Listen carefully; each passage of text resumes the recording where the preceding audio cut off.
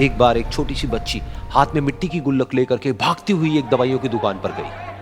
वो काफी देर तक वहां पर खड़ी रही, लेकिन दुकानदार का ध्यान उसकी तरफ नहीं गया क्योंकि और भी बहुत सारे लोग खड़े हुए थे। उसने दुकानदार को कई बार बुलाया, लेकिन वहां पर भीड़ इतनी थी कि दुकानदार का ध्यान उसकी तरफ गया ही नहीं। और फिर उस बच्ची को थोड़ा सा गुस्सा आया तो उसने अपनी मिट्टी की गुल्लक लेकर के वहीं काउंटर पर जोर से रख दी, जिसके बाद में जो दुकानदार था और जितने भी लोग खड़े थे वो सब उस बच्ची की तरफ देखने लग गए। और फिर उस दुकानदार ने उस बच्ची से पूछा, बेटे आपको क्या चाहिए? तो वो बड़े ही भोलेपन से बोली कि मुझे एक चमत्कार चाहिए। ये सुनकर के दुकानदार को कुछ समझ नहीं आया, ना ही वहां पर जो लोग थे उनको कुछ समझ में आया, और सब उसकी तरफ देखने लग गए। फिर दुकानदार ने बोला, बेटे चमत्कार तो यहाँ पर नहीं मिलता है।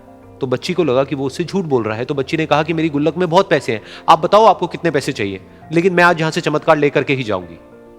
तो वहीं काउंटर पे एक और आदमी खड़ा था, उसने उस बच्ची से पूछा कि बेटे क्यों चाहिए तुमको चमत्कार?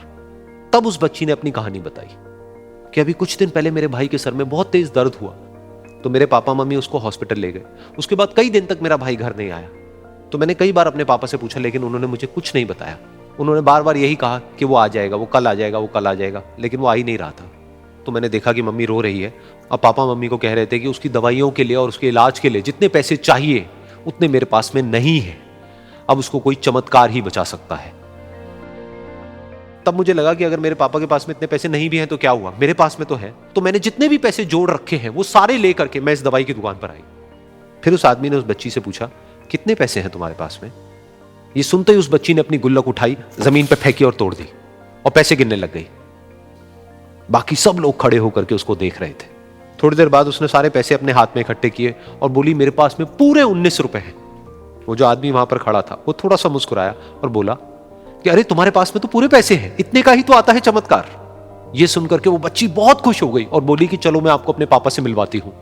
बाद में पता लगा कि वो आदमी कोई आम आदमी नहीं था, बल्कि एक बहुत बड़ा न्यूरोसर्जन था, और उसने सिर्फ 19 रुपए में उसके भाई की सर्जरी करी, और कुछ ही दिन बाद वो ठीक होकर के घर वापस आ गया। फिर कुछ दिन बाद वो बच्ची, उसका भाई, उसके पापा, उसकी मम्मी, चारों एक साथ बैठे हुए थे और बात कर रहे थे। तो उसकी मम्मी ने उसके पापा से पूछा कि अब तो बता दो ये चमत्कार आपने किया कैसे? तो उन्होंने अपनी बेटी की तरफ देखा और बोले, ये चमत्कार मैंने नहीं, इसने किया है।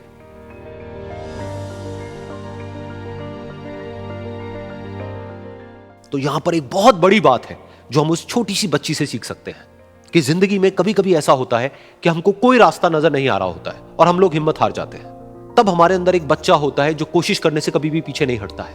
वो हार मानने को तैयार नहीं होता है क्योंकि उसको ना शब्द समझ नहीं आता है। वो बच्चा जिसके लिए कुछ भी नामुमकिन नहीं है, क्योंकि वो हर हाल में कोशिश करता ही रहता है।